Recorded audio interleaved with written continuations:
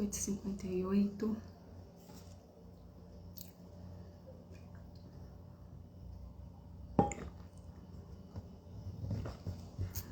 E Joyce, boa noite. Primeira a entrar. Eu tô com entre 2 minutos de antecedência para eu ver se eu tô fazendo as coisas certas aqui. Ei, Tati. Boa noite, Thelma. Tudo bem, Joyce? Graças a Deus e com você. Que bom, fico feliz de você estar aqui. Carol, Fadi, Flávia, a Flávia aí, amiga querida.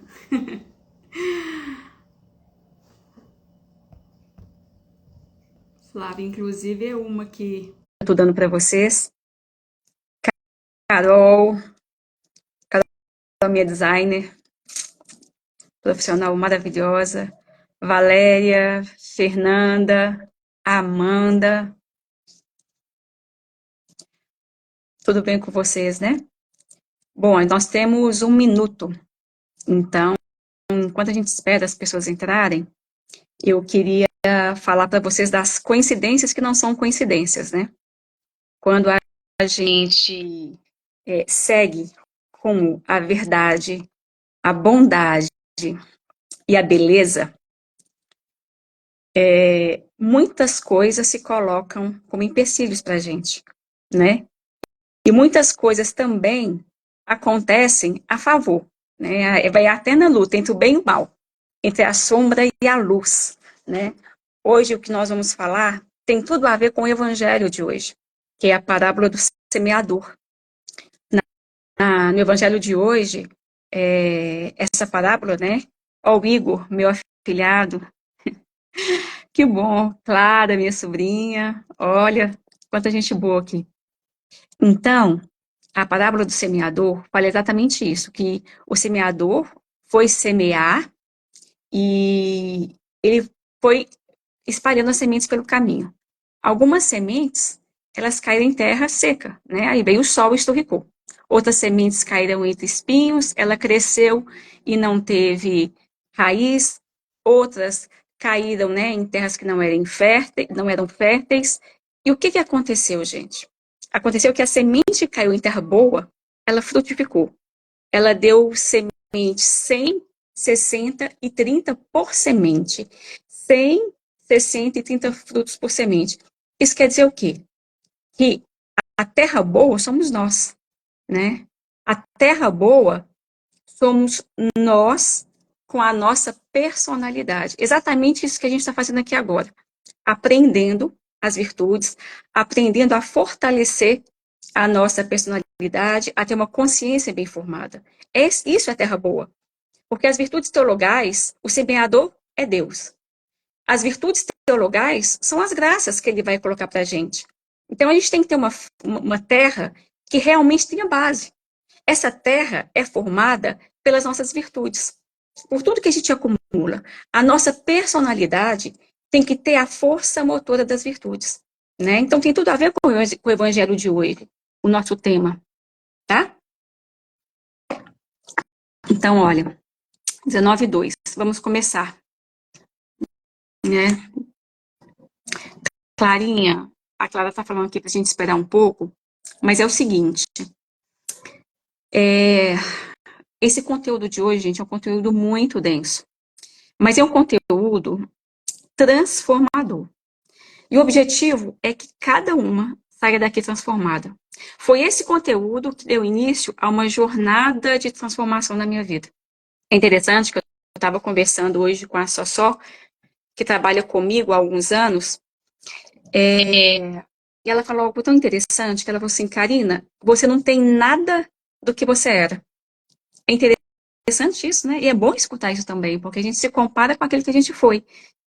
E, de fato, a formação humana, ela transformou a minha vida. Foi com base na formação humana, foi com base na inteligência que eu comecei a estudar, veio a minha conversão, veio a restauração de várias várias partes da minha vida.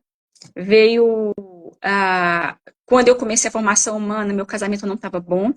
Então, veio uma transformação no meu casamento, veio uma transformação na minha família. E tudo isso começando com a formação humana. Então, o que eu digo para vocês é o seguinte: eu peço para vocês pegarem um papel e caneta para anotar um esquema só que eu vou falar. Mas não se atentem a anotar as coisas que vão ser ditas nesse primeiro momento, tá?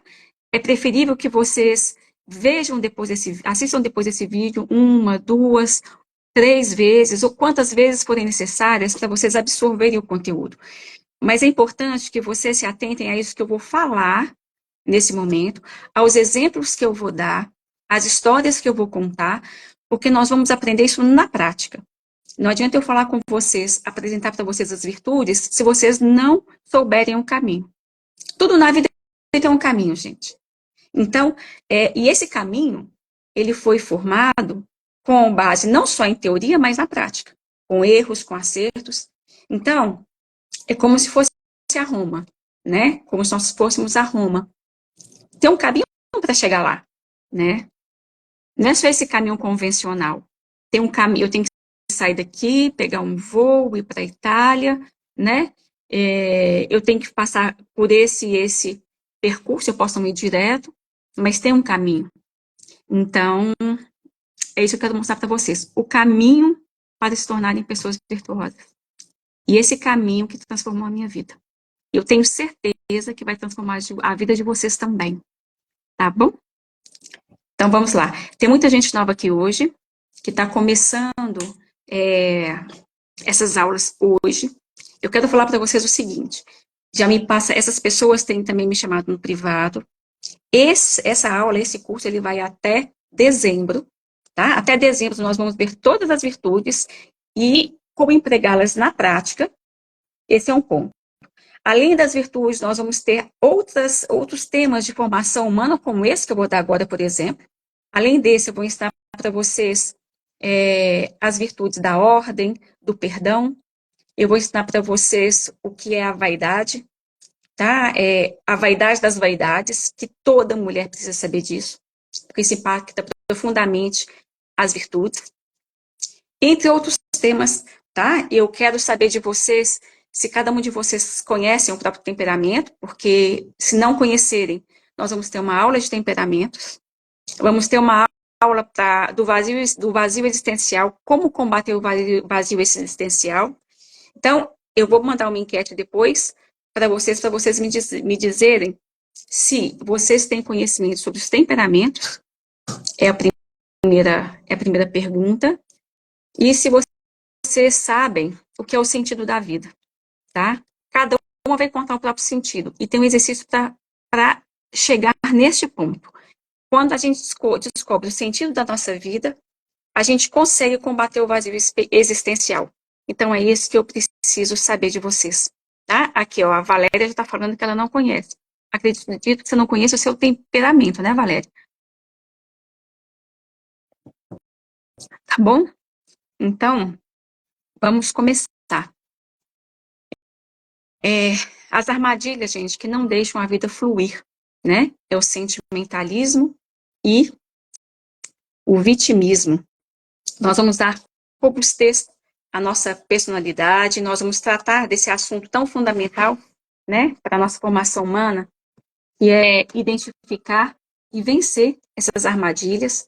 Mas antes, como tudo na vida tem hierarquia, ela é necessária e, diga-se de passagem, a gente precisa saber qual que é a hierarquia presente na nossa alma, tá? Olha, deixa eu pegar para vocês um resumo que eu fiz aqui, que é esse resumo que eu quero que vocês vão anotar para mim.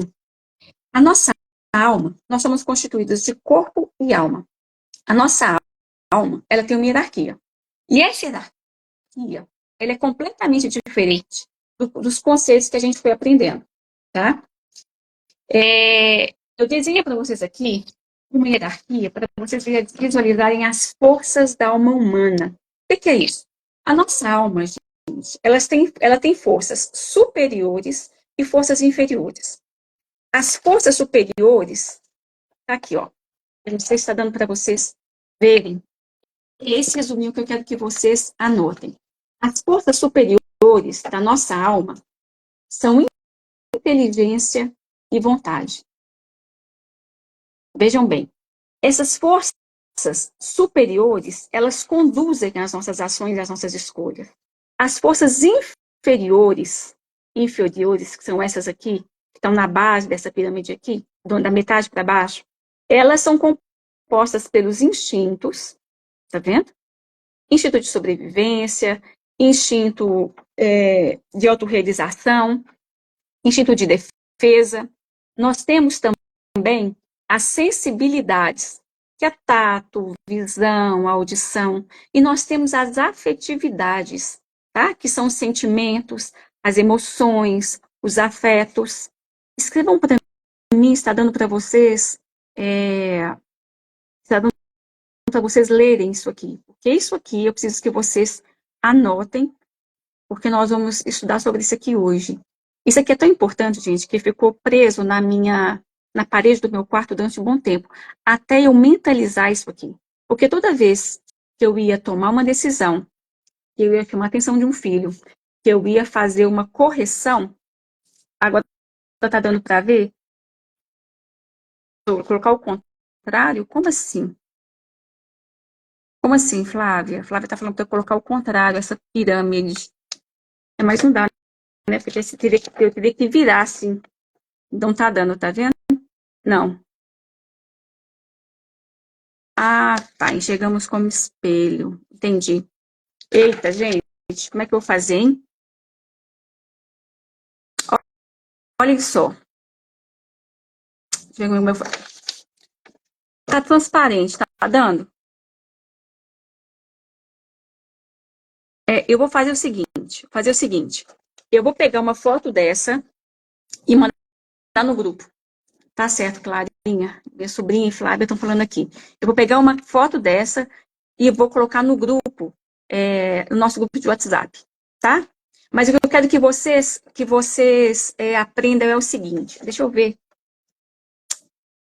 Gente, eu não consigo parar isso aqui, eu não consigo mandar essa foto agora. Mas olha só, imaginem o seguinte. Imaginem só essa pirâmide, tá?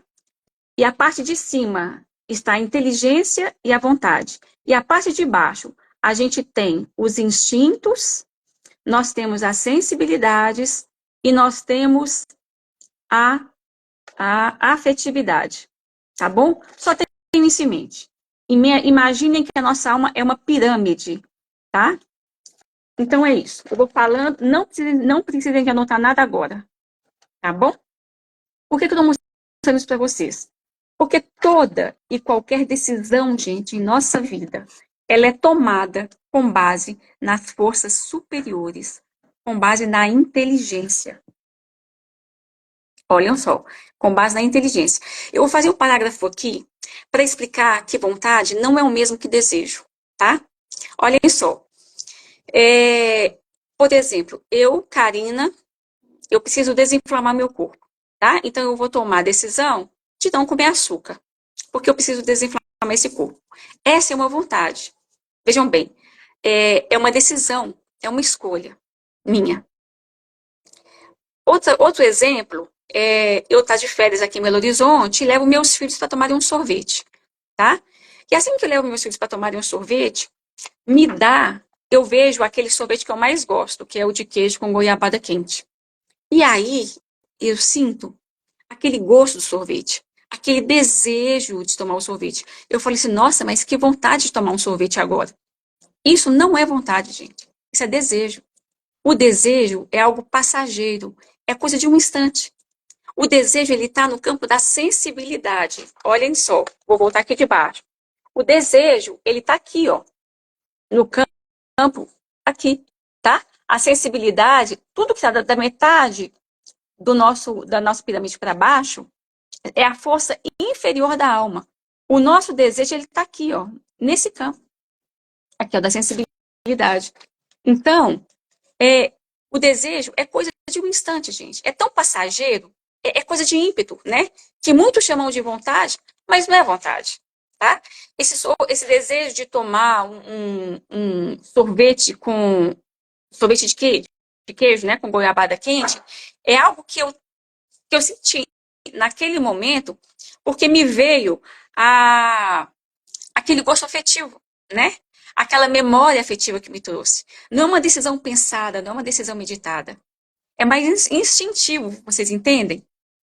O desejo, ele está naquele campo lá embaixo, né? Das vontades inferiores, das forças inferiores, das potências inferiores da alma. Toda decisão, seja ela qual for, ela deve ser tomada somente e sem exceção pela instância superior da alma, ou seja, pela base, ou seja, com base na nossa inteligência e vontade. Duas coisas que eu quero falar com vocês aqui. A primeira coisa é sobre a inteligência.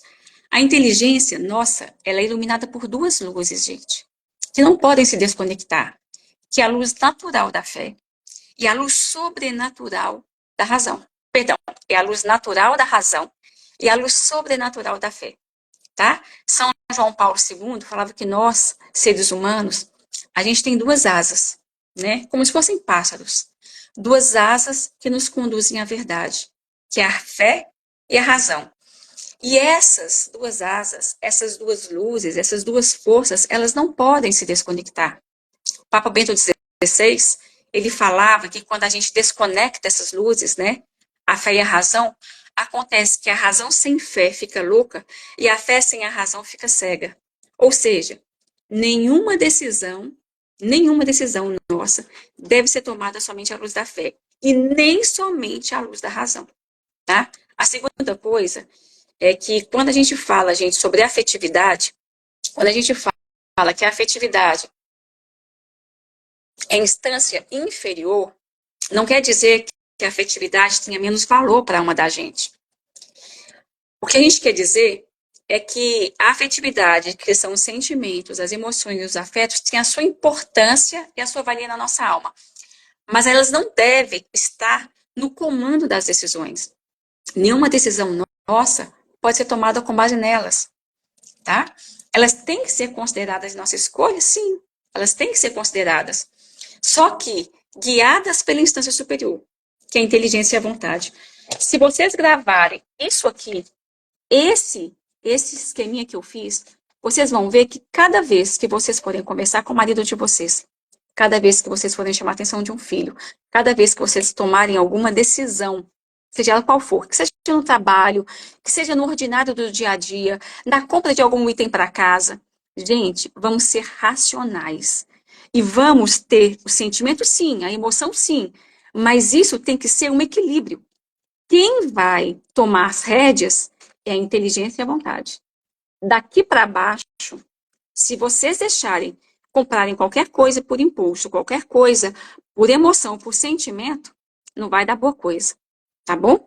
Esse é o primeiro ponto que eu quero que vocês guardem antes da gente entrar no sentimentalismo e no vitimismo, tá?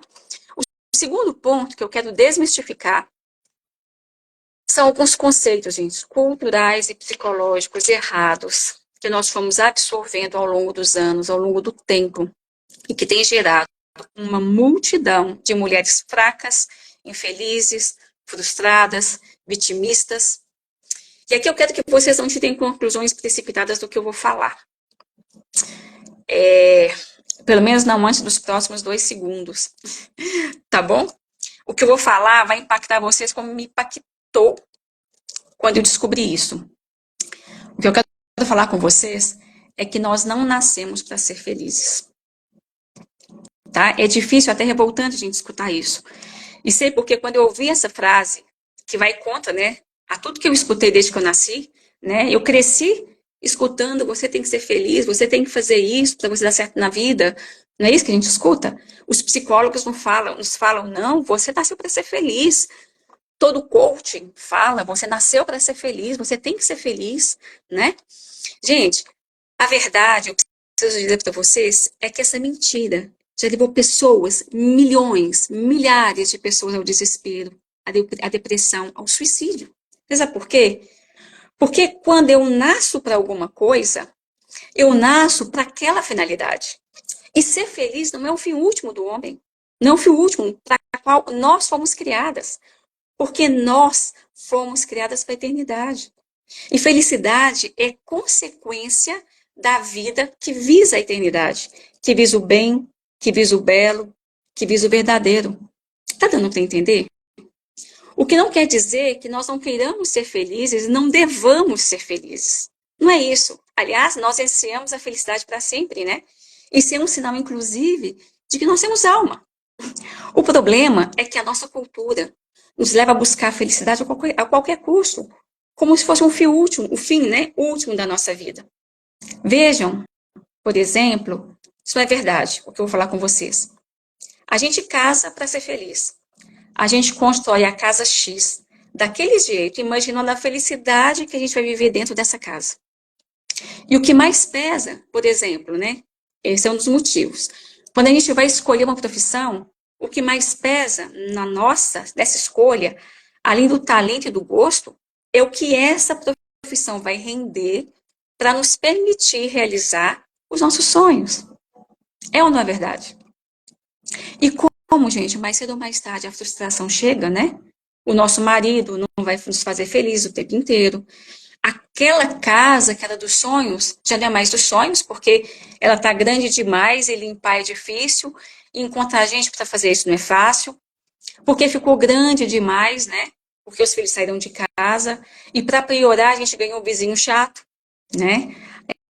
Por outro lado, a profissão, ela já não é mais tão. Não tem aquele toque mais, né, de delícia do começo, né? Porque ela nos dá condição material, mas também nos consome. E a gente tem que trabalhar cada vez mais para conseguir manter, né, conseguir satisfazer as nossas necessidades que vão aumentando, porque os nossos sonhos são altos.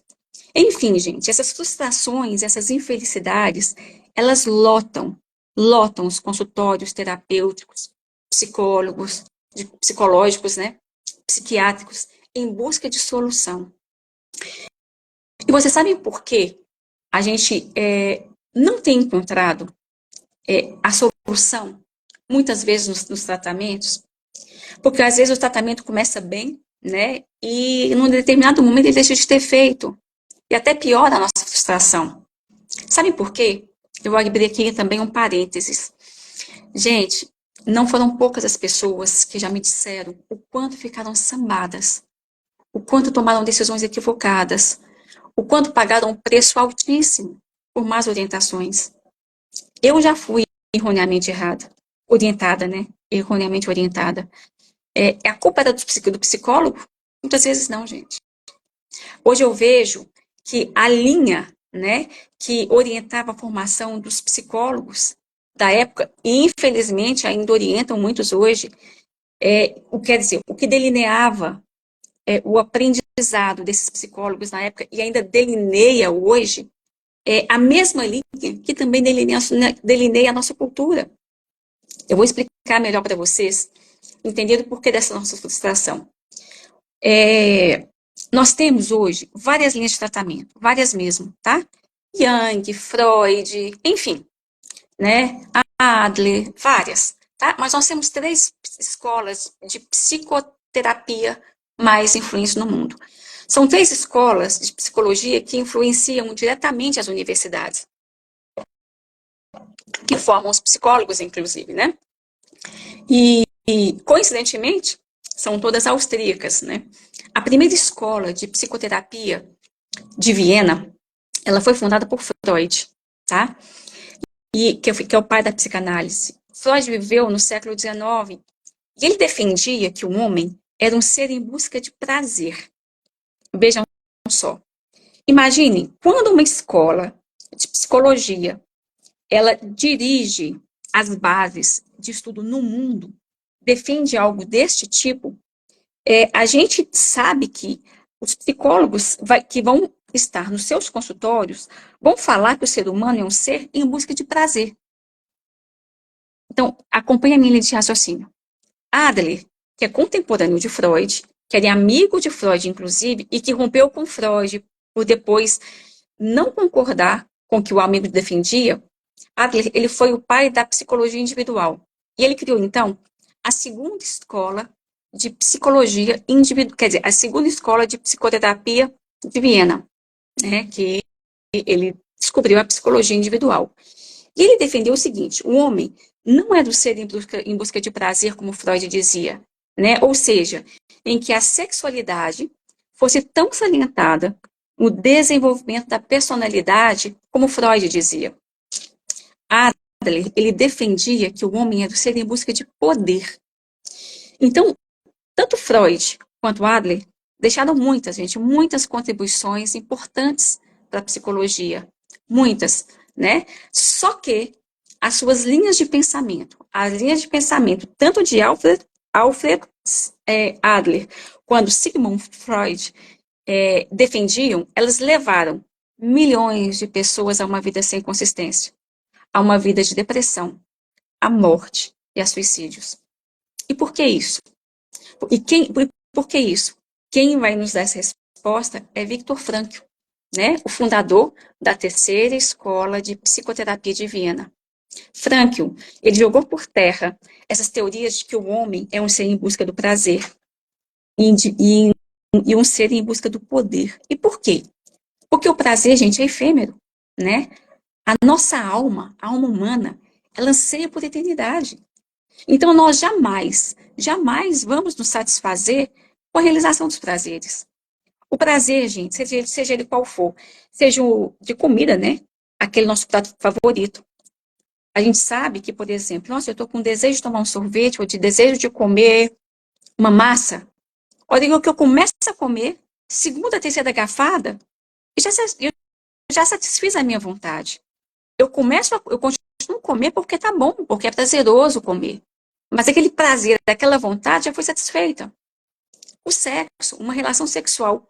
Quanto tempo o prazer, no ápice da relação sexual, ele dura? Minutos? Segundos? Né? Então, olha só, tudo passa muito rápido. O prazer passa muito rápido. E também nós não vamos nos satisfazer com o poder, gente. Por quê? Porque o poder também é efêmero, né? É, o poder, e aí eu quero mostrar para vocês uma diferença muito sutil. Estou tomando muita água, que minha garganta está seca. É muito sutil entre poder e autoridade, tá? O poder, ele é efêmero.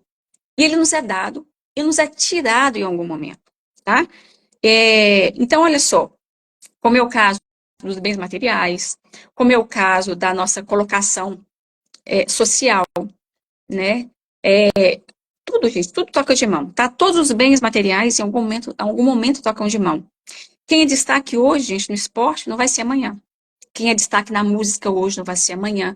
Quem é destaque na medicina hoje não vai ser amanhã, né? Isso acontece em toda a área. Por exemplo, a gente dá poder a um presidente da República. Daqui a 4 anos esse poder é tirado, ou esse poder é renovado, mas o poder ele é dado e é retirado em algum momento. E muitas vezes o poder ele é simplesmente tirado não por outra pessoa, mas pelas circunstâncias da própria vida. A pessoa envelhece e outras pessoas nos superam. E Viktor Frankl, ele descobriu que um homem é o ser em busca de sentido. Ele conseguiu provar isso, gente, em meio ao sofrimento. Viktor Frankl conseguiu provar que o homem consegue ser feliz em meio ao sofrimento, em meio à dor, em meio a provações. Os santos são exemplos disso. Nós, pessoas normais, também somos exemplos disso. Quem de nós não tem dor, não passa por provações, não passa por sofrimentos, não passa por dificuldades, sejam elas emocionais, físicas, espirituais, financeiras, profissionais, familiares? Gente, quem de nós constantemente não é surpreendido por uma situação inesperada? Seja no trabalho, seja em casa, seja com o filho, seja com o marido, né? Esse nosso corre-corre cotidiano, inquietante, sabe? Com mais e mais coisas que aparecem no dia a dia para a gente fazer. Às vezes nos chega uma cruz mais pesada, uma doença, um fracasso profissional, uma perda de um ser querido. Se nós não soubermos, gente, levar com alegria a nossa cruz de cada dia, especialmente essa mais pesada, nunca nós vamos saber ser felizes. Meninas, o grão de trigo, se ele não cai na terra e não morre, ele fica infecundo. Nós somos o grão de trigo. E é a cruz que faz o grão de trigo morrer, né? Lembre-se disso, não é à toa que São José Maria escrevia na primeira página da sua agenda todos os anos, com alegria, nenhum dia sem cruz. Todos os anos ele escrevia, com alegria, nenhum dia sem cruz. E a cruz é isso que eu falei com vocês. É um descontentamento, é uma decepção, é uma doença furibunda que chega, é uma traição, é uma perda de algo, né? E respondendo, agora voltando um pouquinho, respondendo porque muitos dos tratamentos, né, muitas das terapias, elas não resolvem, até pioram o nosso sentimento de infelicidade, é porque a nossa felicidade, gente, ela não está na realização do prazer, ela não está na satisfação das nossas vontades, não está na realização profissional, não está na realização material. A nossa felicidade, ela está na transcendência, no sentido da vida, na doação ao outro, no olhar para fora de nós mesmos, no ato de sairmos do nosso umbigo, no parar de nos preocupar conosco, com as nossas necessidades, e passarmos a nos preocupar com as necessidades do outro. Tá dando para entender? Gente, eu contar umas coisas para vocês aqui, é só de passagem, só um comentário. As linhas, muitos dos astros de Hollywood, cinema, música, muitos que mergulharam na overdose, né, nas drogas, muitos que cometeram suicídio, e que se trataram com linhas que conduziam ao prazer e ao poder, foram muitas personalidades. Eles buscavam prazer a qualquer custo, e o poder a qualquer custo. E quando esse poder acabava, eles sucumbiam. Por quê?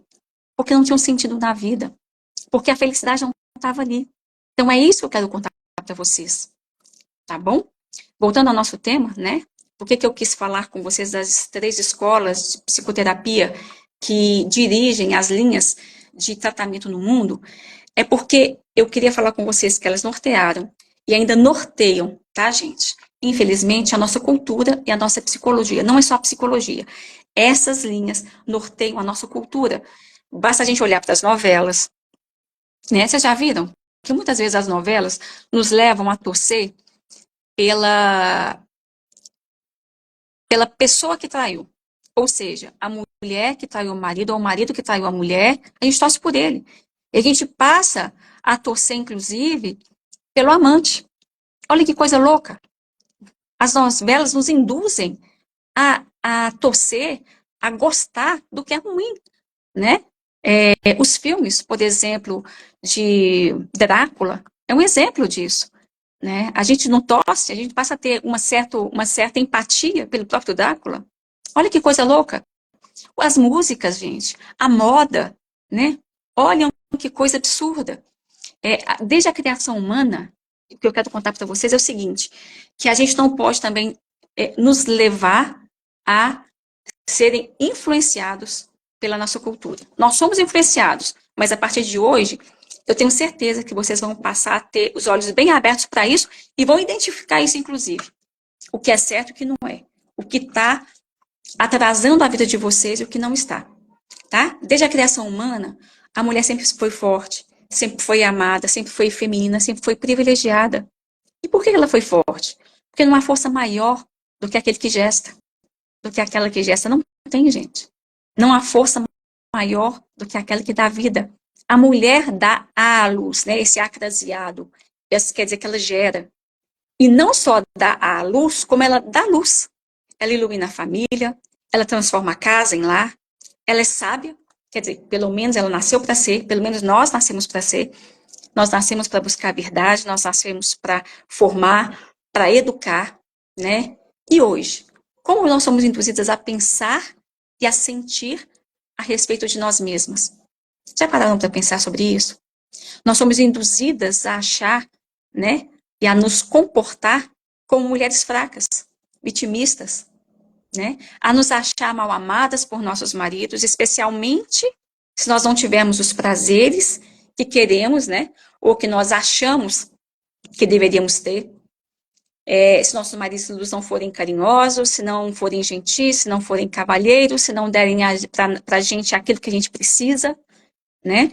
Se eles não descobrirem, né? Hoje, por exemplo, tem mulheres que acham ruim porque o marido não consegue sentir o que ela está sentindo, né?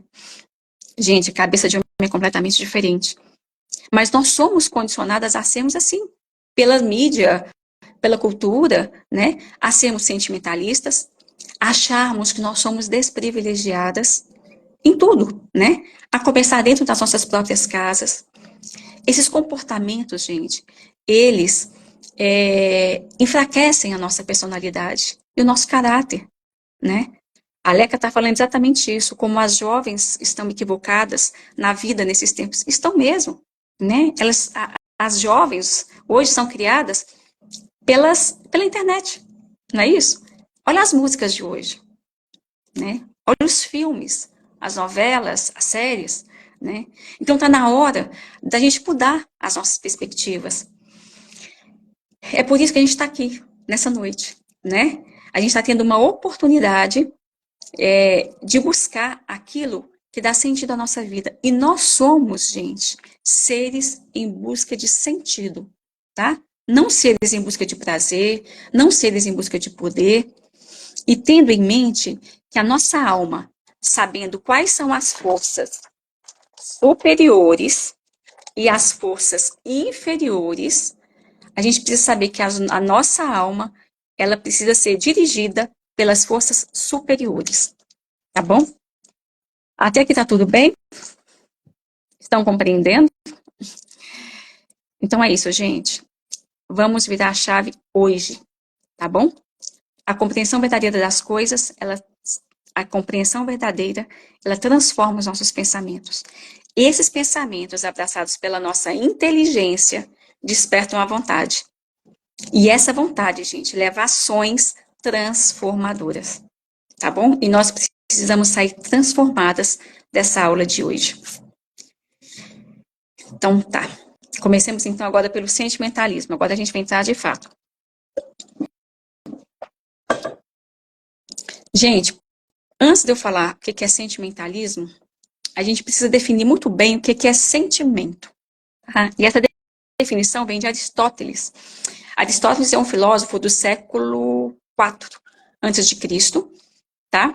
E ele definiu que os sentimentos, eles são movimentos de sensibilidade que nos levam a aproximar das coisas que consideramos ou imaginamos, né, como um bem, como entusiasmo, alegria, esperança, paz, amor, e nos afastar daquelas coisas que representam para a gente um mal, como tristeza, rancor, medo, angústia. Essas coisas que acontecem ou que poderiam acontecer. Tá? Vejam bem, os sentimentos são movimentos de sensibilidade, ou seja, eles não são perenes, eles não são constantes, e nem estáticos, né? E nem consistentes. Eles são momentâneos. E por que são momentâneos? Porque um dia os sentimentos estão em alta, outro dia estão em baixa. Um dia nós estamos muito alegres, no outro muito tristes. Numa manhã, gente, a gente pode estar triste, angustiada, a mulher tem muito isso, né? E à tarde, tomada de empolgação, tomada de esperança, né? Então, vocês percebem que os sentimentos são necessários, porque ninguém é de pedra, então eles são necessários, mas eles não podem embasar as nossas decisões. Vocês, por acaso, já prometeram alguma coisa num momento de extrema alegria e depois se arrependeram? Ou, melhor, e depois não conseguiram cumprir? Alguém aí já aconteceu isso? Vocês já tomaram, por exemplo, alguma decisão enquanto estavam com raiva e se arrependeram? Já corrigiram um filho no momento de raiva? E já viram o que essa correção, que efeito que surtiu dentro de você? Né? Vocês já se arrependeram de terem tomado uma decisão no momento de raiva? E vocês sabem por que isso aconteceu? Porque as suas atitudes foram baseadas nos sentimentos momentâneos e não na inteligência e na vontade. Olha o nosso esqueminha aqui, de novo. As atitudes foram tomadas com base nos sentimentos e não na inteligência e na vontade. Olhem que doido, né? Vejam bem, há uma diferença entre sentimento, entre vontade e desejo, tá? Eu preciso reforçar isso de novo. Apesar dos dicionários trazerem vontade e desejo como palavras sinônimas, na constituição humana são forças completamente diferentes, tá? Como eu expliquei anteriormente, a vontade é uma força superior da alma, ligada à decisão. O desejo é uma força inferior da alma, ligada a sentimento, que é volúvel e passageiro. É por isso que quem age movido pelo sentimento de desejo não se sustenta na vida. Não consegue levar as coisas até o fim. Erra muito mais do que as pessoas que se movem pela vontade, que por sua vez está ligada ao ato de decisão. Eu vou explicar melhor essas forças superiores e inferiores da alma novamente, para que a gente grave, gente. Isso precisa ficar gravado, para que a gente não tenha dúvida, tá? Na nossa estrutura humana, os sentimentos, eles são potências inferiores da alma, juntamente com as emoções e com os afetos, tá? E com a sensibilidade. Imagine uma pirâmide que tem em sua base esses sentimentos aqui, ó, tá? Que compõem, os sentimentos, a afetividade, as emoções, eles compõem o que a gente chama de afetividade. Apesar do sentimento estar na base, nós não agimos, né, ou não deveríamos agir com base nele, né? E por quê? Porque a hierarquia na hierarquia, né? Na hierarquia da vida, não é só humana, né? Tudo acontece de cima para baixo. A água corre de cima para baixo. A água não sobe, não é de baixo para cima. Na casa, quem manda é pai e mãe. Tem uma hierarquia, não é isso? E a hierarquia é o seguinte: quem pode, manda. E quem pode mandar é a alma. Olha que doido, né? Até na alma tem hierarquia. A gente, peraí, desligar aqui. A gente deve agir com base nas potências superiores da alma, inteligência e vontade, que são as asas que nos permitem nos elevarmos acima dos animais, né? Na nossa inteligência, a vontade, que essa aqui, ela está no topo, junto com a vontade e a inteligência, estão no topo. São elas que devem ditar as regras das nossas ações, né? Gente, isso é tudo na vida. Se a gente imaginar, vejam bem, na criação divina, quem está na base? São os seres inanimados. As árvores,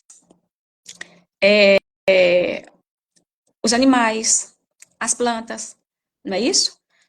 Estão tudo na base. Acima dos seres inanimados estão os animais. Acima dos animais estão os homens. Acima dos homens estão os anjos. Essa hierarquia é o seguinte: quanto mais alto, maior capacidade e sabedoria. É a inteligência, gente, que nos capacita a conhecer a realidade e a refletir sobre tudo que acontece na nossa vida. É através da inteligência que a gente desenvolve, por exemplo, a ciência, a técnica, tá bom? É a vontade, né? Junto com a inteligência que dita a regra. A vontade, ajudada pela inteligência, que nos permite, a nós, seres humanos, depois de conhecer o bem, querê-lo e atingi-lo, assim como a gente evitar e rejeitar o mal. É da vontade, gente, que deriva a fortaleza, que é uma virtude que nós vamos estudar. É da vontade que deriva essa fortaleza para perseguir os nossos objetivos, a temperança para conduzir os instintos inferiores, o senso de justiça e principalmente a capacidade de amar. A nossa capacidade de amar não deriva dos sentimentos, como a gente pensa, mas da vontade. Eu vou dar um exemplo muito claro para vocês. Gente, eu é que não estou podendo parar aqui para mandar. Eu vou mandar esse desenho para vocês no grupo de WhatsApp, tá? Mas eu só quero que vocês imaginem a pirâmide e imaginem que ela é cortada ao meio. Em cima da pirâmide estão inteligência e vontade. Da metade da pirâmide para baixo estão os sentimentos. É só isso que eu quero que vocês guardem nesse momento, tá? Vou dar um exemplo das mães, que acontecem com nós mães, né? E quem é mãe vai compreender muito bem o que eu vou falar. Quando o nosso filho fica doente, depois de 3 noites sem dormir, sem a gente dormir cuidando deles, quando eles choram no berço e nós levantamos, como é que nós a levantamos? A gente levanta a gente atropelada, como se tivesse sido atropelada por um trator, não é isso? Cansadas, tontas de sono. Quando a gente faz esse movimento, a gente vai cuidar do nosso filho, nós fazemos isso movidas não pelo sentimento. Porque o que está ligado ao desejo, o sentimento, ele está ligado ao desejo de dormir, de dormir, de dormir, de dormir. Mas a vontade, que está ligada à inteligência, é a decisão tomada pelo uso da razão. Por isso é que nos move essa vontade, essa potência superior de nossa alma.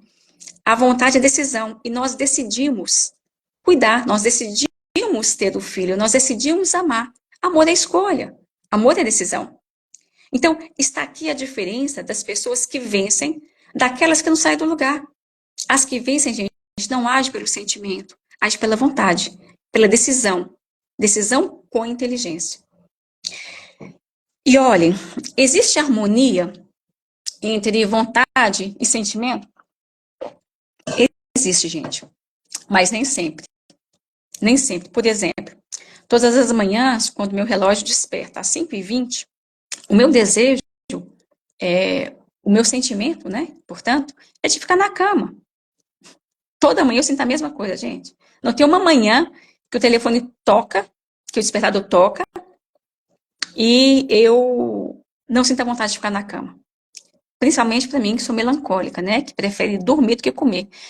Então, assim, toda vez que o despertador toca, sem exceção, a vontade de dormir mais um pouco. Mas a vontade, né, que na verdade é desejo, mas a minha vontade, ela me move a me levantar, em vista de um meu bem maior, que é cuidar da minha família. Então, cabe a vontade, por ser de ordem superior, tomar as rédeas das ações, orientar os nossos atos para o bem, mesmo que custem ao nosso natural. Tá? Bom, gente, e o que é natural? E aí que tá, né? Num primeiro momento, é natural que os nossos sentimentos nos afetem, sem que haja controle sobre eles, tá? Por exemplo, a primeira reação nossa diante de uma pia de louça e panela para lavar, depois do almoço, muitas vezes não é querer lavar, né? Eu não gosto de lavar, não me agrada, não é isso? Ai, que preguiça, não é isso que acontece? Mas no segundo momento, a vontade se impõe em funções de razões mais elevadas, para fazerem ou não o que o sentimento sugere. Ou seja, eu posso até deixar a cozinha se arrumar, né? Mas eu devo fazer isso? Se a minha decisão é manter a minha casa em ordem, e decisão é vontade, eu vou brigar pela vontade. E não pelo meu desejo inferior de dar uma descansadinha, de deixar isso para depois, né? Vocês estão entendendo a explicação sobre os sentimentos até aqui? Tá tranquilo para vocês? Os sentimentos não são ruins, tá, gente? Eu não estou dizendo que ele é ruim, que os sentimentos são ruins, não é isso. Eles são necessários para o equilíbrio da inteligência. Mas os sentimentos são bons quando contribuem para uma ação boa, e são maus caso contrário. Por exemplo, se o medo, né, que é um sentimento, ajuda a minha vontade, que é quem conduz a minha ação, ajuda a minha vontade a afastar do perigo, por exemplo, de dirigir a uma velocidade alta, numa estrada que eu não conheço. Então, esse medo, ele contribui para o bem, porque ele me livra de um mal.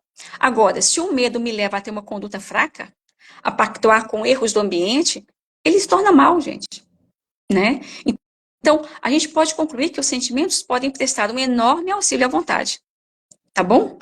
Pode fortalecer a nossa vontade. Agora, o que é então uma pessoa sentimental? Agora que começa a entrar. Isso que a gente precisa combater. É aquela pessoa que é movida pelo entusiasmo. Sabe aquele fogo de palha? Que queima como grandes labaredas e logo se apaga? Né?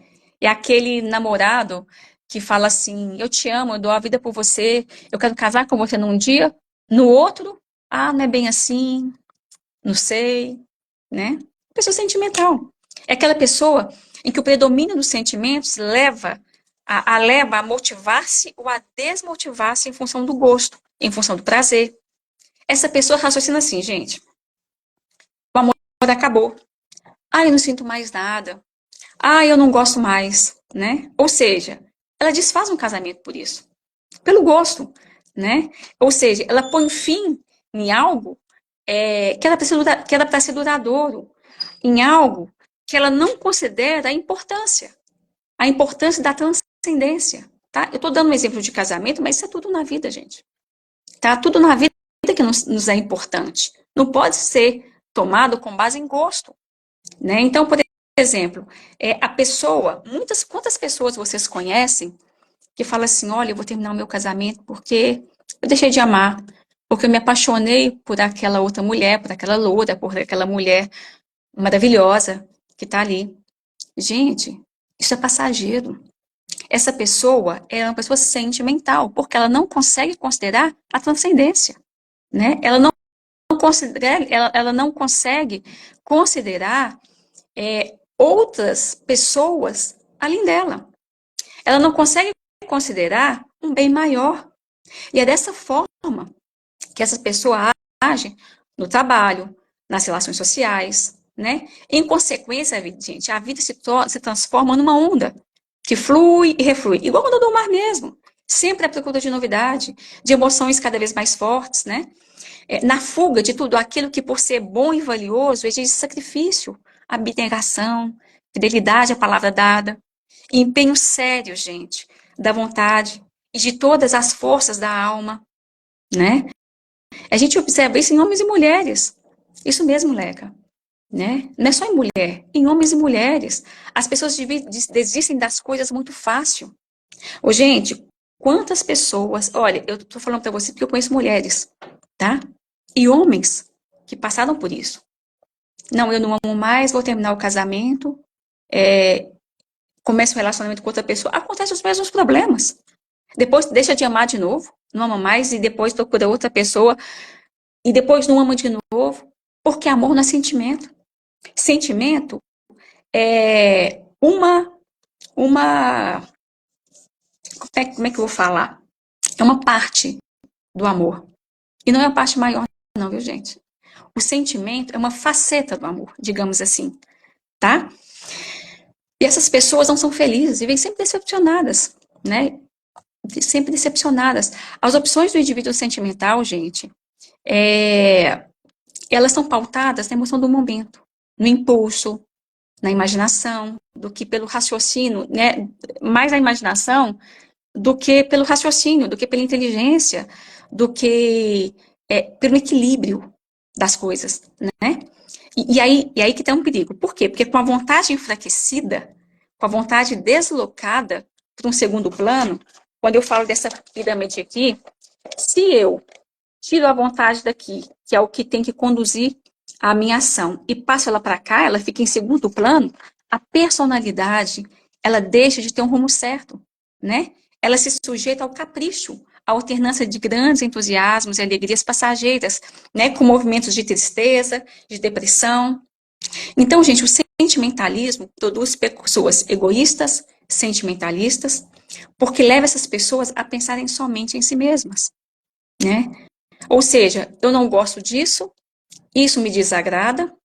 Essas pessoas elas tendem a supervalorizarem as próprias ações. Olha só, supervalorizarem as próprias ações com decorrente desprezo pelos sentimentos dos outros.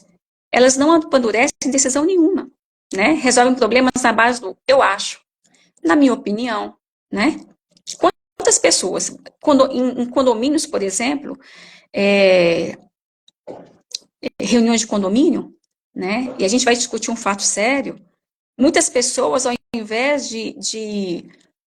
porque a gente, às vezes, as opiniões divergem, né? Então, essas que são sentimentais, elas não conseguem absorver a ideia do outro. Olha que interessante. Não conseguem absorver a ideia do outro. E quando se vai procurar chegar mais a fundo para que elas defendam o ponto de vista, a defesa delas está no eu acho, na minha opinião, são argumentos rasos, entende? Então é por isso que tudo dá briga. Onde tem junção de pessoas, costuma ter muitas pessoas sentimentalistas, por isso, porque foram criadas, foram educadas a se levarem pelo sentimento, né? Então o sentimentalismo produz pessoas, gente, que tendem a seguir regras de conduta baseadas em impulso, no sentimento, no medo de ficar mal perante um consenso social. Suas ações são justificadas pelo politicamente correto, né? E outra coisa, e pelo que as pessoas acham. Isso que é o fim da picada, né? O que as pessoas vão pensar delas.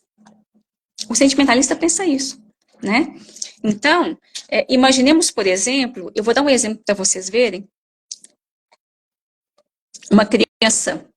Imagine uma criança com controle, com um avião de controle remoto nas mãos, tá?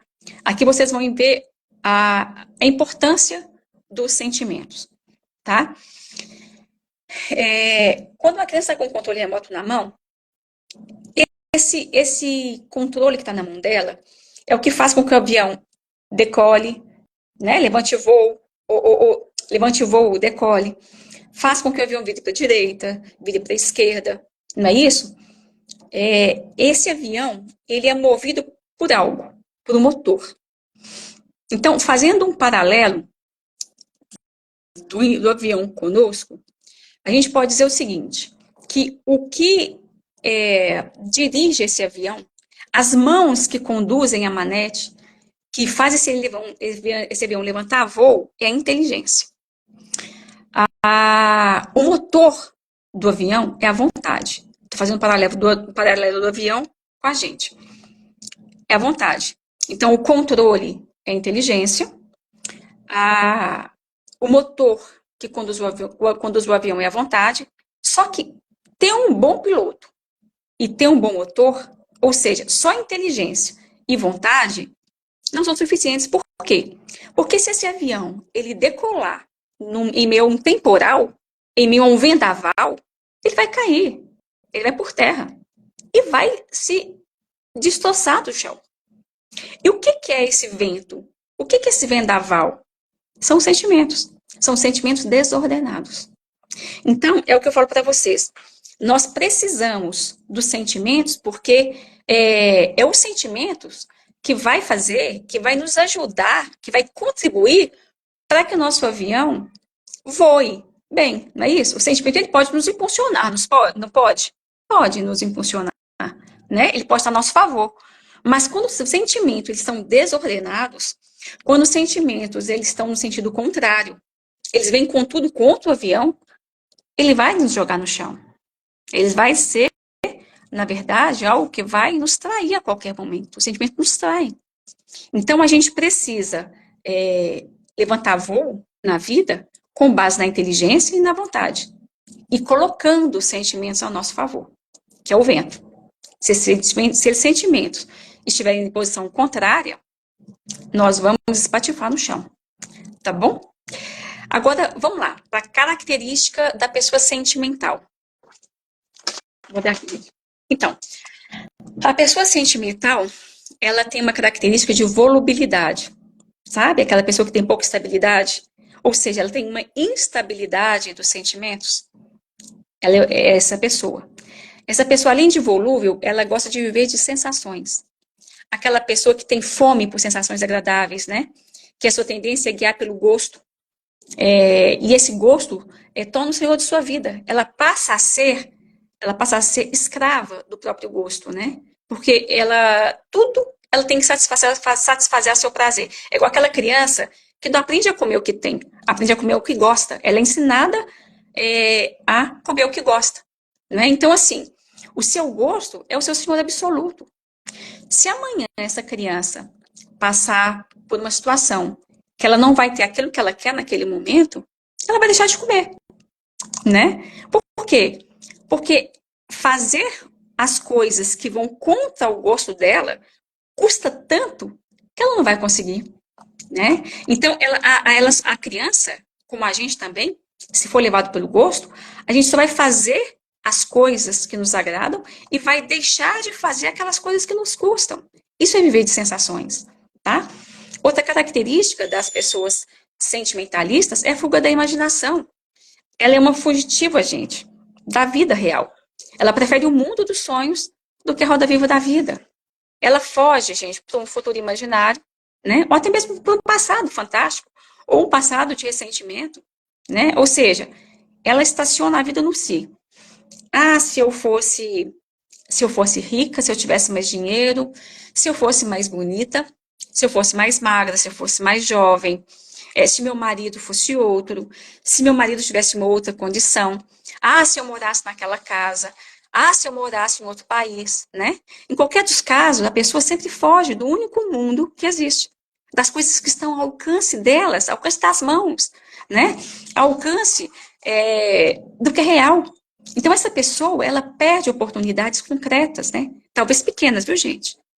Concretas, talvez pequenas e aparentemente sem importância. Mas são essas coisas que são os tijolos que se constrói a realidade da vida. A gente, às vezes, não dá importância às coisas pequenas, mas são as coisas pequenas que nos levam a conquistar coisas grandes, né? Na verdade, as pessoas, quando elas ficam maduras, elas não conseguem realizar os sonhos grandes, porque em algum momento da vida elas não quiseram realizar as coisas pequenas, né? O sentimentalismo, vocês veem que o sentimentalismo e a imaginação caminham juntos, né? E é uma tirania, gente. A imaginação é uma tirania. Por quê? É uma tirania tão grande, porque a imaginação, ela chega a alterar as nossas ideias. Elas falseiam as situações da nossa vida, né? Chega a deformar as pessoas, inclusive. O sentimentalista, ele age tanto por sentimento, e a imaginação dele se volta tanto somente em torno de si mesmo, que ele imagina que a realidade das pessoas, que não é. Pois é, ele imagina que as pessoas sejam de uma forma, sejam da forma como ele é, na verdade, né? O sentimentalista, ele tende a equalizar tudo, sabe? Ele acha que as pessoas todas pensam exatamente da forma como eles pensam e que agem por sentimentos como ele age.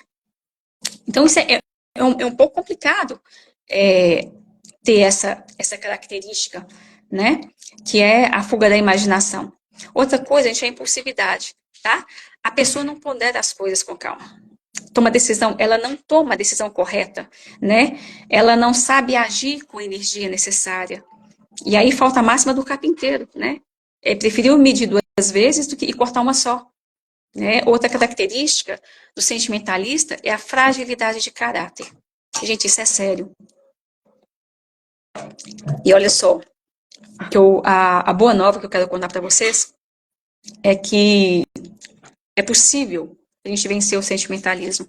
Ninguém nasce sentimental. A gente vai se tornando sentimental por essas questões que eu falei com vocês. Pela cultura, pela linha da psicologia, por tudo que a gente absorve no dia a dia, aquilo que a gente se alimenta, né? As músicas, os filmes, as novelas, né? Hoje, por exemplo, se a pessoa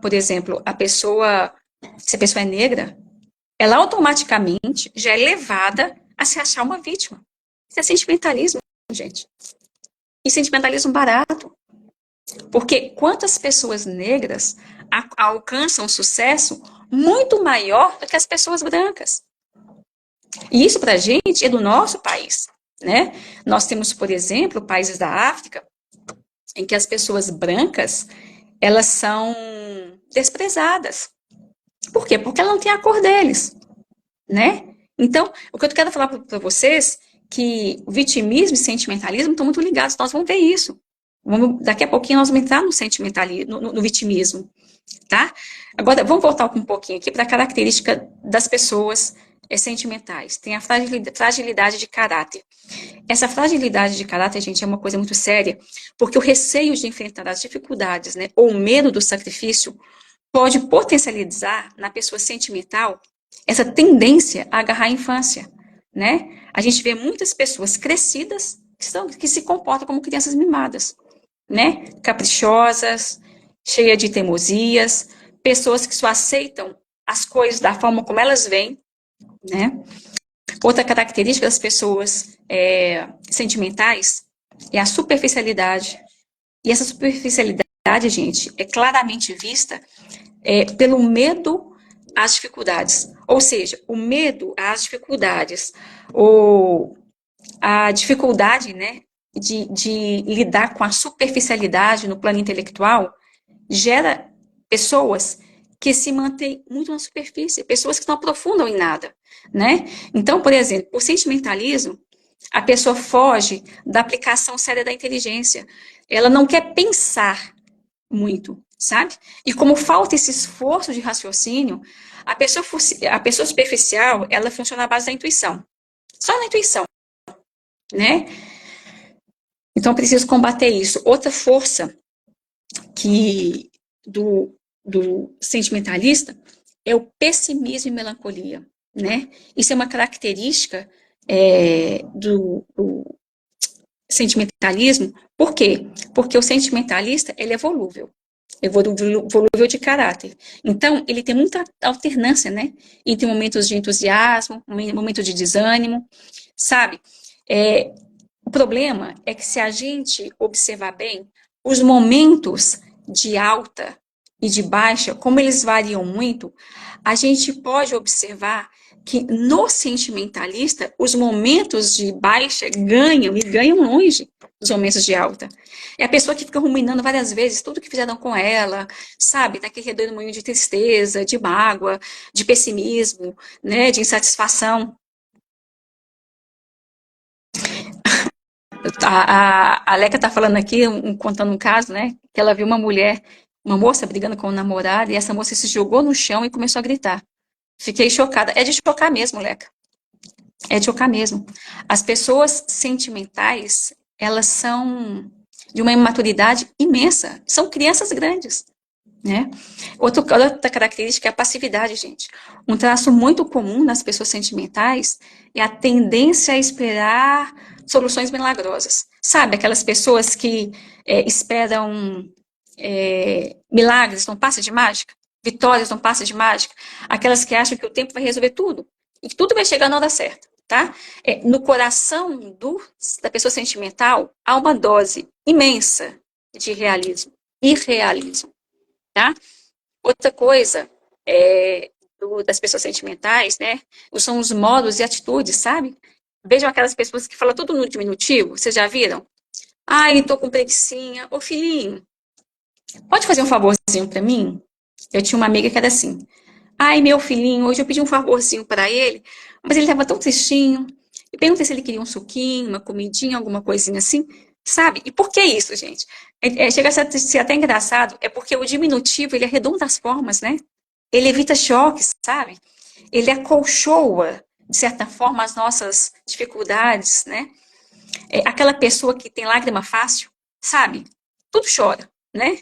Nas tristezas chora, perante uma chamada de atenção chora, nas despedidas essa pessoa chora, nos reencontros ela chora, nas próprias falhas ela chora. Ô, gente, tudo bem que chorar é normal, né? É lícito, é humano, né? As lágrimas são até poéticas, inclusive nas mulheres, né? Mas a gente não pode deixar de ter um certo controle sobre essas lágrimas, né? A gente tem que ter esse esforço por dominar esses sentimentos desproporcionais. A mulher precisa ter isso, o homem também, tá? Sentimentais, gente, são os dois. E quando chega no casamento, então, meu Deus, vocês já viram o sentimentalista como ele é no casamento? No casamento, gente, vigora aquela lei do pêndulo, né? Pêndulo. Uma hora os sentimentos se inclinam para dentro, outra hora para fora, né? O que é isso?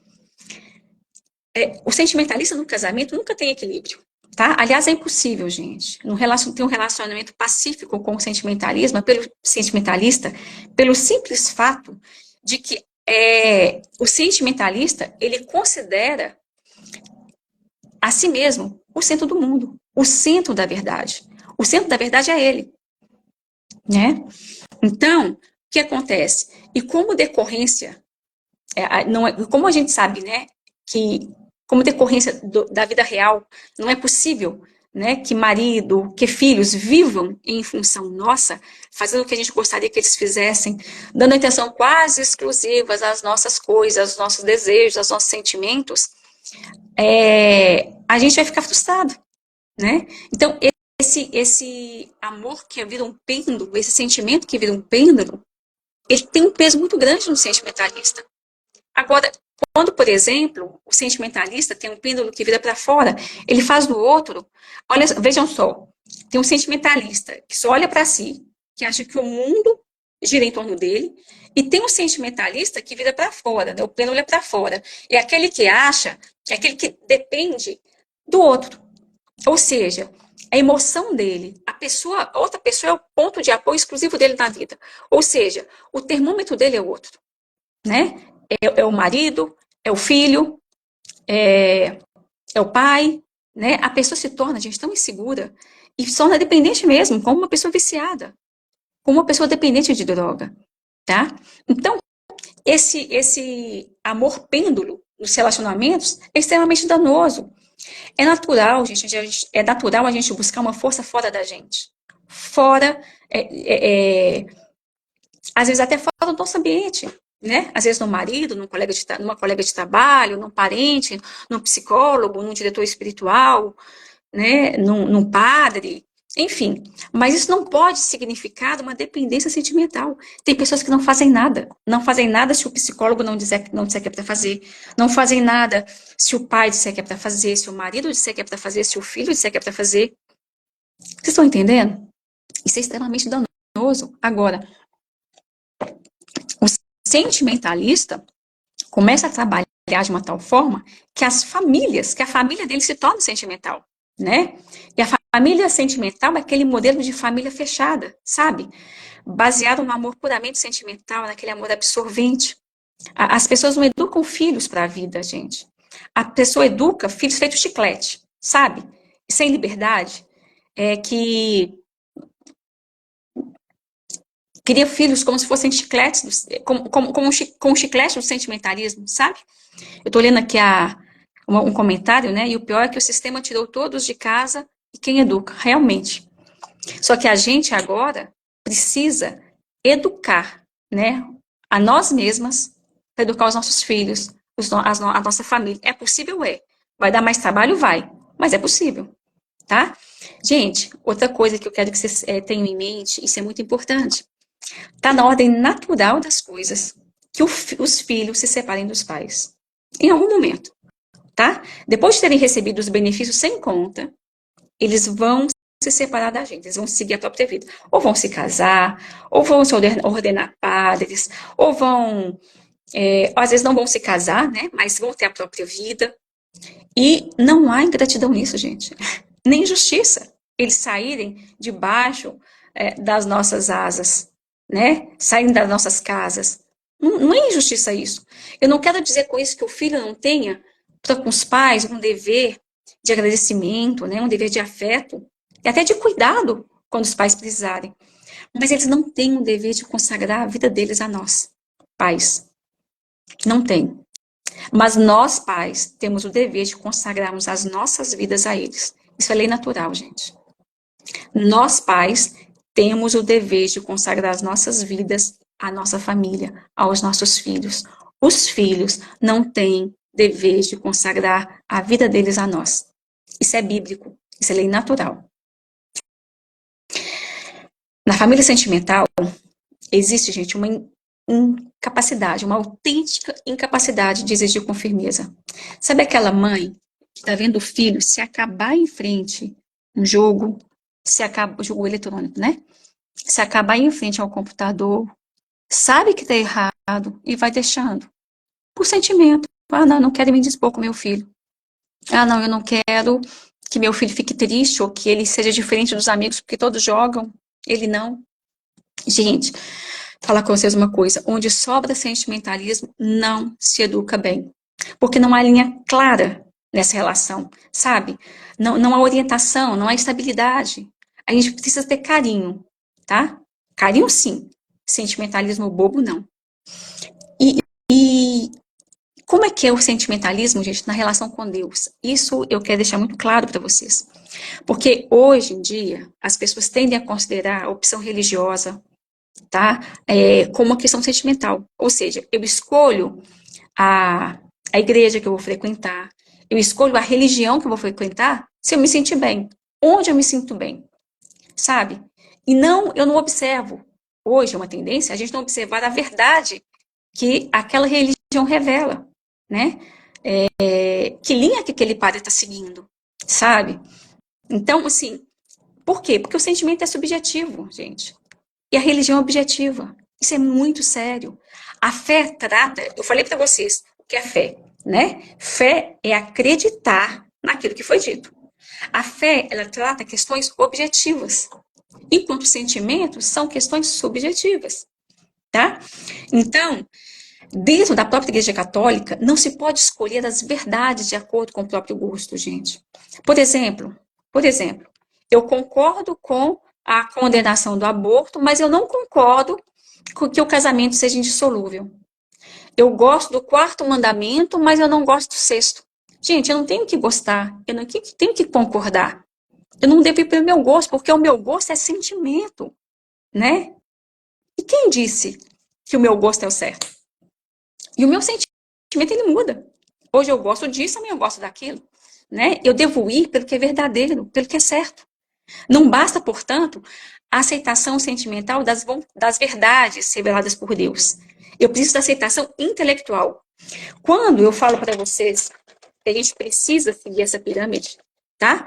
Eu preciso, inclusive para minha fé, para minha conversão, eu preciso de aceitar as verdades reveladas por Deus. Eu preciso da aceitação intelectual, não da aceitação sentimental. Do tipo, eu, eu vou aceitar o que diz o mandamento aqui, porque eu gostei. Mas eu não vou aceitar o que diz o quarto mandamento ali, porque eu não gostei. Não, gente. Não. As nossas decisões têm que ser com base na inteligência. Então, eu preciso da aceitação intelectual. Eu preciso conhecer a verdade. Eu preciso saber aquilo que eu estou crendo, aquilo em que eu creio. Eu preciso saber o conteúdo da fé que foi deixado por Deus, né? Então, eu preciso, nas minhas decisões, ter plenitude. Eu só consigo ter plenitude se eu tenho conhecimento, tá bom? Então, eu preciso de ter ideias claras, estruturadas na cabeça, tá? Separando o que faz parte do tesouro doutrinal deixado por Jesus Cristo à sua igreja, que é divino, que é imutável, daquilo que são as minhas opiniões pessoais, falíveis, mutáveis, tá bom? Outra coisa, a fé, né, como eu falei para vocês, a fé é acompanhada de sentimento, né? Ou pelo menos a fé, ela não é uma atividade puramente intelectual. Isso eu falei para vocês na aula passada, né? Porque ela precisa de uma adesão plena. E não é pleno aquilo que é puro raciocínio. Então a gente vê que a fé, eu só preciso fazer esse parêntese aqui para vocês, a fé, ela precisa do equilíbrio entre a inteligência, tá? E o sentimento. Entre a inteligência e o sentimento, entre a inteligência e a emoção. Então, por isso que os sentimentos, eles estão na instância inferior, mas eles não são dispensáveis. Porque o ser humano, ele não é feito só de racional. Então, a adesão à fé, ela tem que ser plena, ela tem que ser com base na inteligência, né? E com base no sentimento, tá? Então, gente, olha só, tá dando para entender isso? Ou vocês querem que eu repita? Essa questão da fé. Porque me preocupa muito passar a fé, né, que é uma virtude teologal, da maneira correta para vocês, tá? E vocês não verem a fé como sentimento, tá? O sentimento é importante para a fé? É importante para a fé, mas não é decisivo para a fé. Ele é, o sentimento com a inteligência, ele se completa. Mas o sentimento é decisivo? Não, de jeito nenhum. Tá bom? Nós somos sinceros quando vencendo as vozes do comodismo, que se disfarça, viu, gente? Sobre a forma de ausência de gosto ou de sentimento, fazemos o bem, fazemos o que é melhor, mais alto, mais digno, sem temer as renúncias que isso implica. Tá bom? Deixa eu ver as mensagens aqui. A nossa humanidade vive grande combate. Vive. Vive o desejo e a adesão ao que convém. A fé não é sentimento, verdade. Não é mesmo. Ô, gente, quando a gente fala de amor, né, que amor a gente pode imaginar sendo o amor mais puro que existe aqui na Terra, né, humanamente falando, de uma mãe, vocês concordam? No entanto, nem sempre, gente, esse amor que é real e intenso se apresenta revestido de sentimento. É o caso da mãe, que eu falei para vocês lá atrás, que ela acorda pela terceira vez na mesma noite para acalmar aquela criança, né, que está inquieta. O provável é que às 3 horas da madrugada, de uma noite mal dormida, ela não sinta nada, gente. Ela não sinta amor, ela não sinta aquele sentimento, sabe? Que deixa a gente, às vezes, nossa, quando abraça um filho, aquela coisa mais preciosa do mundo, ela não sente isso. Talvez tudo que ela sinta naquele momento é sono, né?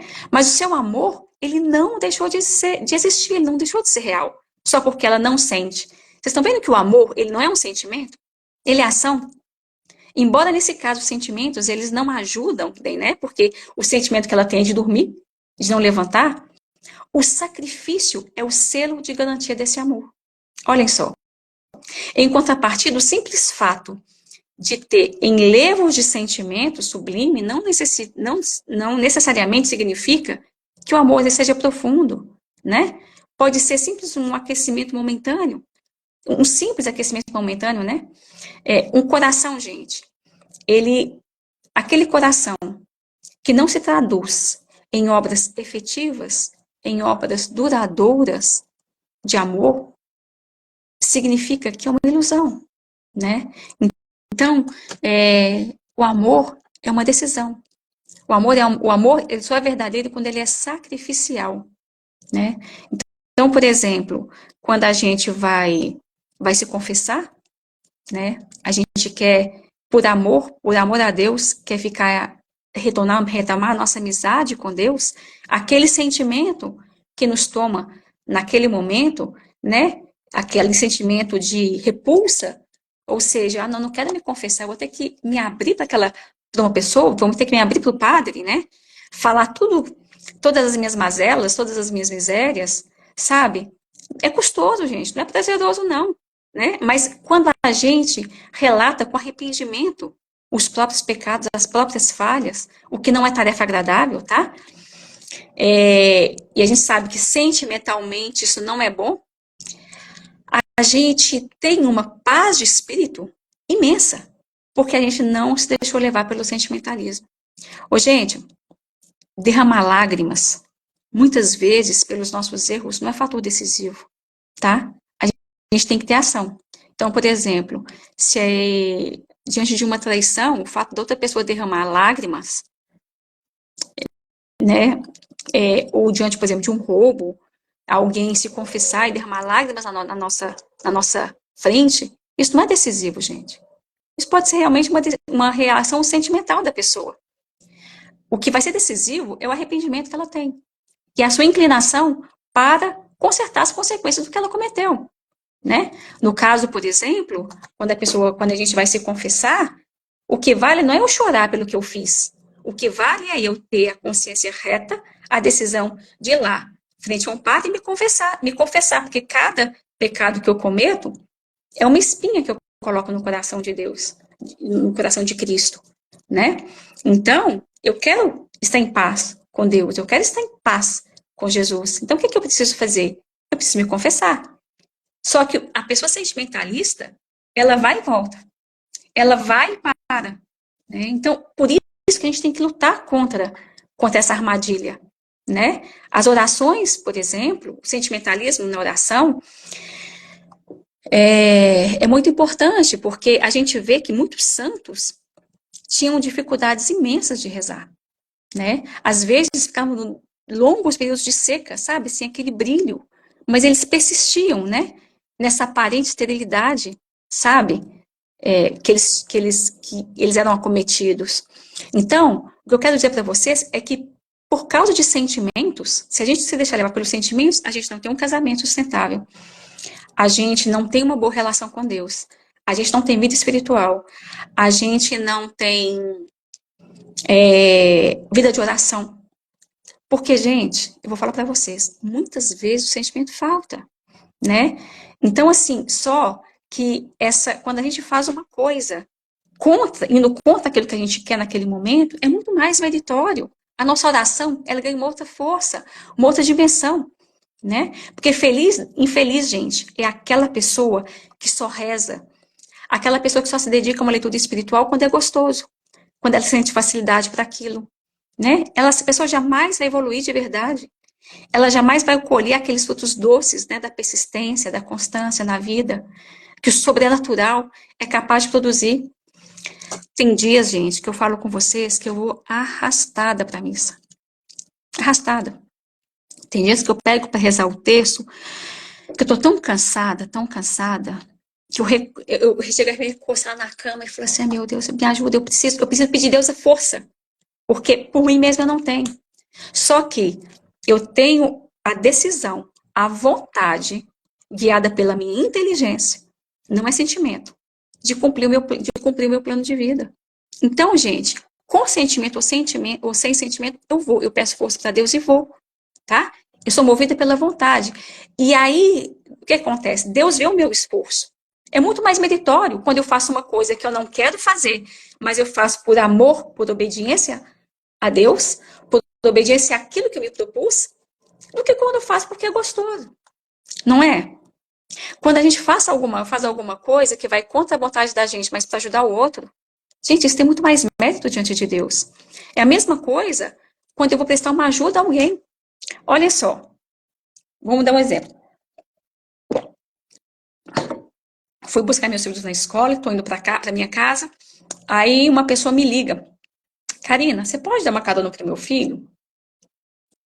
Eu dou. Só que essa pessoa, ela mora no meu prédio. Então isso não me custa nada.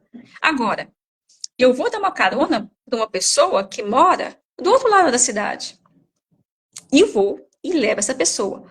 Onde que está o mérito nisso? O que é mais meritório para Deus? Né? O que é ajudar de verdade? Essa pessoa que eu trouxe, que eu disse sim, porque mora no meu prédio, ou é mais meritório, tá? É uma ajuda, um sacrifício de verdade, eu ter que atravessar a cidade para dar carona para uma pessoa que o carro de um aluno, para um colega do meu filho, que o carro da mãe dele estragou. Então é isso, gente. Deus nos observa em tudo que a gente faz, né? Para a gente construir essa rocha segura, que suporta todo tipo de adversidade que possa sobrevir, né? A nossa vida cristã tem que ser edificada sobre essas práticas de piedade sólidas, estáveis, né? Como eu falei com vocês, como oração, como a nossa vida sacramental. Olha, a nossa oração, a nossa vida de sacramentos, né? A nossa prática de os sacramentos, a nossa religião, elas não podem ser conduzidas pelo sentimento, tanto quanto a nossa vida conjugal, tanto quanto a nossa vida familiar, tanto quanto a nossa relação com os nossos amigos, tá? Agora vamos na prática, gente. Vamos aprender a dominar o sentimentalismo. Eu queria ver com vocês o seguinte: nós já temos 1h25 aqui, tá? Eu quero ver com vocês se vocês conseguem mais um tempo, ou se vocês querem que eu pare agora no sentimentalismo e a gente deixa para fazer o vitimismo outro dia. Porque é um assunto muito denso, mas um assunto de extrema importância para a vida de vocês. E eu tenho certeza que se vocês agora, a gente já está terminando o sentimentalismo, mas se vocês dominarem o sentimentalismo, gente, ninguém segura vocês. Ninguém me segurou na época quando eu comecei a ter acesso a esse conhecimento, sabe? Aí eu dominar esse sentimentalismo dentro de mim, aí eu dominar o vitimismo. Então, eu só quero ver com vocês, escrevam aqui para mim, por favor, se eu posso continuar ou se eu tenho que já ir finalizando. Por gentileza.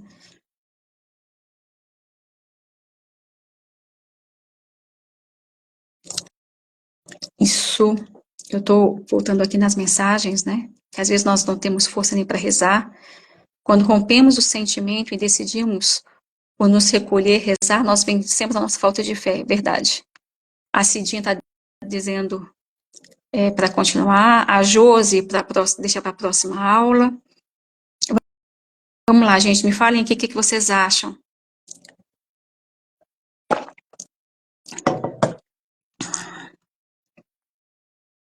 Aqui, tem uma turma querendo continuar e uma turma querendo parar, tá? Eu vou fazer o seguinte, eu vou terminar a parte do sentimentalismo e a gente deixa a parte do vitimismo para a próxima aula, tá bom? Ou de repente eu entro numa outra aula, isso. Vamos fazer o seguinte, vamos parar o sentimentalismo, tá quase acabando, a gente para o sentimentalismo aqui e eu dou o vitimismo na próxima aula. Então tá. Vamos lá, estou acabando, tá, gente? Agora são os meus. Eu trouxe para vocês conteúdo de vários livros, de vários cursos, conteúdos que eu venho fazendo, né? Porque não adianta só a técnica, tem que colocar para a prática também, não adianta só o conteúdo, a gente tem que testar no dia a dia o que deu certo e o que não deu, tá bom? Vamos agora aos meios para dominar o sentimentalismo e a gente encerra. O sentimentalismo é um desequilíbrio, né, que pode, pouco a pouco, transformar a torre da nossa vida em um montão de ruínas. Mas como esse desequilíbrio é fruto do predomínio exclusivista da afetividade, né, das emoções, dos afetos, dos sentimentos, gente, a gente precisa fortalecer as bases. E a gente só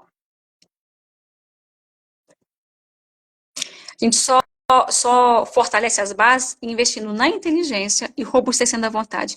Gente, eu estou só lendo aqui, eu parei aqui porque tem uma pessoa que está dizendo o seguinte, só que na próxima aula temos que tomar daqui. Não, sim, sim, tá? A gente retoma daqui. O que eu quero dizer para vocês é o seguinte, que para eu vencer o vitimismo, eu tenho que investir na minha inteligência e robustecer a minha vontade. E como é que eu investo na minha inteligência, gente? A primeira coisa é ter o intelecto ativo, é fazer o que vocês estão fazendo aqui, estudando, pensando, né? O trabalho intelectual, ele cansa. Por quê? Porque requer esforço mesmo. Agora, o que realmente eleva o ser humano, gente, não é beleza física, não é habilidade técnica, não é força bruta, mas o desenvolvimento do nosso pensamento, aliado à nossa retidão de caráter e à nossa fortaleza de vontade. É isso, exatamente isso que eleva o ser humano, né? Então, outra coisa, para isso, a gente precisa se contrapor a uma tendência moderna que é querer tudo ralo, né? Sófocles, que é um pensador, ele falava o seguinte: a vida é doce. Quer dizer, não pensar em nada faz a vida doce, né? Só que a vida doce ela não é produtiva. Ela empobrece terrivelmente a gente, terrivelmente o ser humano, né? Então, e quais são as formas de investir na inteligência, gente? Primeiro, meditar, né? Essa disposição habitual que vai tomando a vida mais profunda, né? Nos ajuda muito a conhecer e a agir os princípios morais. Ou seja, eu não posso me guiar pelo impulso. Eu tenho que meditar aquilo que eu quero fazer, né?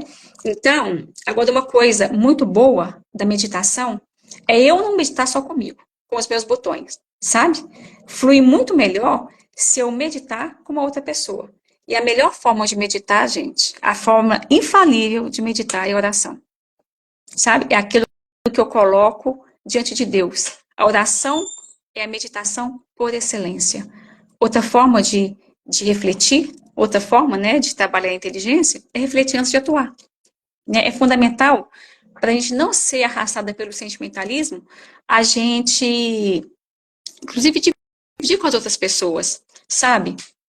Tem um adágio latino que eu gosto muito que fala divide et impera, ou seja, dividindo o adversário, nós vamos dominá-lo mais facilmente. Escolher, gente, um aspecto para a gente começar a se esforçar. Por exemplo, quando eu falo que outra forma de refletir antes de atuar é a gente buscar um aconselhamento com outra pessoa, exatamente isso. Vou dar um exemplo prático para vocês. No trânsito, tá? Eu era bem brava no trânsito. Hoje eu sou mais calminha. Eu era bem brava. Então, eu sempre, tudo que aconteceu, eu falava com meu marido. Meu marido virava para mim e falou assim: pois é, mas você estava errada. Para que você foi se irritar? Para que você foi fazer isso? Eu comecei, dividindo esses meus sentimentos com ele, eu comecei a entender algumas questões. E aí o que acontece? Quando eu entro no carro hoje, como eu sei que me irrita grandemente as motos aqui em Belo Horizonte virem transando, né, na minha frente, ou levando o retrovisor do meu carro, que algumas já levaram, né, alguns retrovisores, o que acontece? Eu já entro no carro preparado para aquilo. Então, eu simplesmente, como eu sei o que me irrita hoje, eu não me deixo levar pelo sentimentalismo. O que eu faço? Eu tenho um exercício muito prático que eu costumo atuar, que eu costumo fazer, que é assim. Quando algo me irrita, alguém me irrita, eu sei que isso cresce em mim, né? Aquela impaciência, aquela vontade de responder, aquela vontade de falar alguma coisa, aquela vontade, aquele impulso, né? De reagir àquela ação. que eu faço? Eu começo a mentalizar essa pessoa e começo a fazer assim: eu te amo, eu te amo, eu te amo, eu te amo. No primeiro momento é super difícil, porque eu tô com raiva daquela pessoa. E aí aquela pessoa, eu penso assim, nossa, mas eu vou falar eu te amo pra essa pessoa? Sim, eu vou falar eu te amo. Eu vou contar o meu sentimento naquele momento. Eu vou pela razão. Como é um exercício que funciona para mim, eu aplico isso.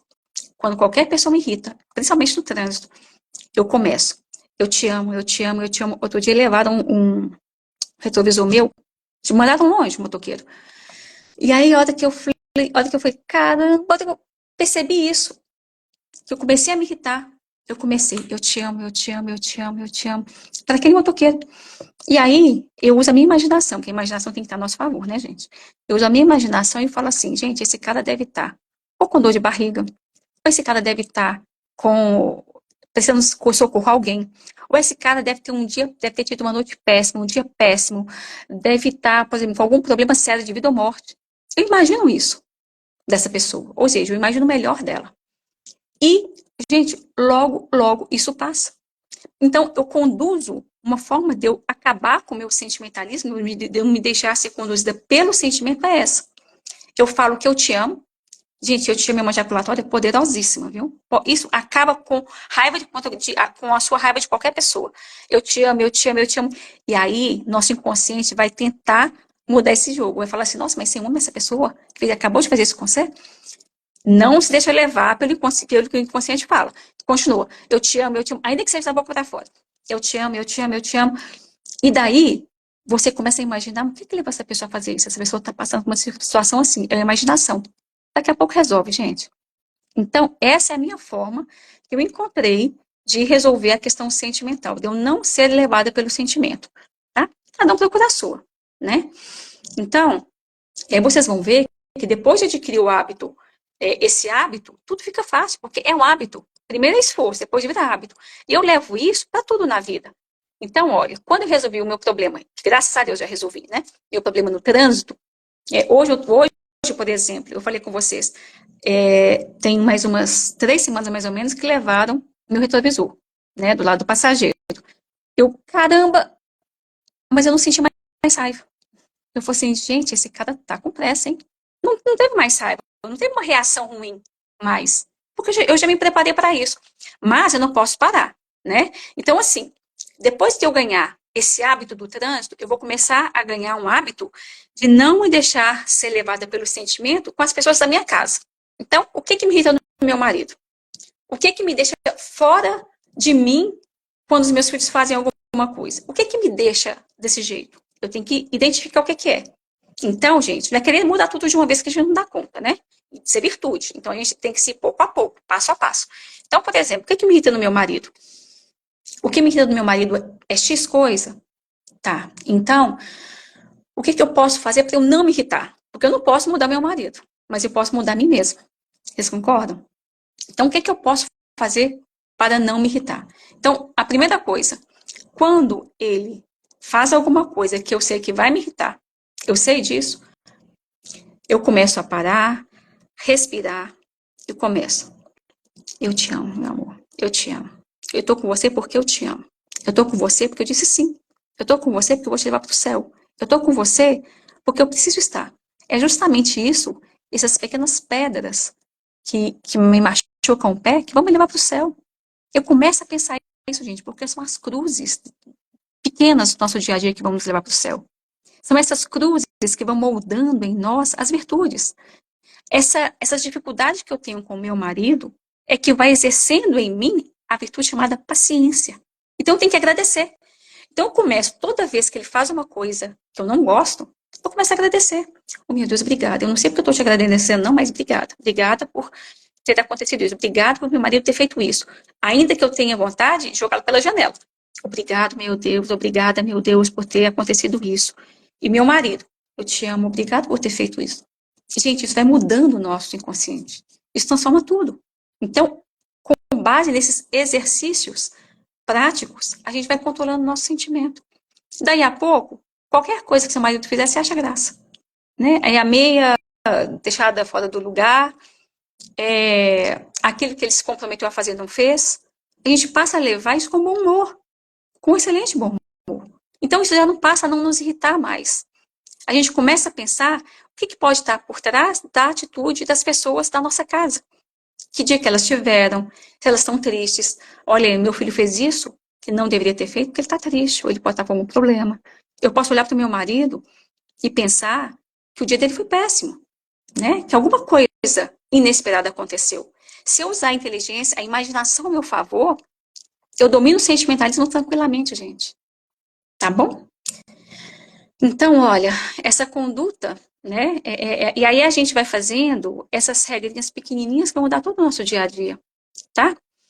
Eu vou, gente, parar por aqui, tá? Porque tem mais coisas que eu preciso para terminar o sentimentalismo, mas eu acho que já tá muito, né? Já tem mais 1 hora e 38 minutos, tá bom? Vamos parar por aqui. Eu vou colocar no grupo um resumo. Vocês querem que eu coloque um resumo sobre tudo isso que eu estou falando com vocês? Vocês acham que pode ajudar? E me falem aqui que eu coloco no grupo, no nosso grupo, um resumo e o nosso esquema sobre as potências da alma. Tá bom? Se vocês quiserem, eu posso fazer isso. E na semana, daqui a 15 dias, a gente termina a questão do sentimentalismo, as questões práticas do sentimentalismo, e a gente faz vitimismo. Tá bom? Então, por hora, vamos colocar em prática as coisas que a gente aprendeu hoje para a gente trabalhar isso, tá? Ou seja, a gente tem que trabalhar a nossa inteligência, robustecer a nossa vontade, tá bom? Trabalhar a nossa inteligência, aprendendo, como a gente está fazendo aqui, e robustecer a nossa vontade, fazendo o seguinte: eu me decido a ser melhor hoje.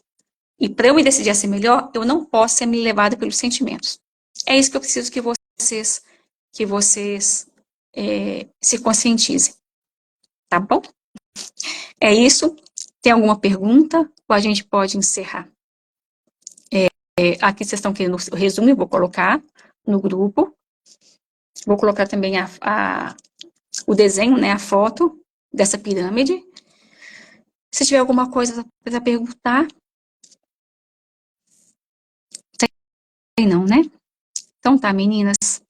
A aula hoje foi um pouquinho extensa, porque essa é a maior aula realmente que a gente vai ter, tá? Eu prometo para vocês que as outras vão ser bem mais curtas. Mas é um assunto muito, muito grande, muito vasto, tá bom? E a gente não pode deixar de aprender bem esse assunto. É isso, gente. Um beijo grande. Fiquem com Deus e até a próxima aula. Beijo, fiquem com Deus. Vou finalizar, tá bem?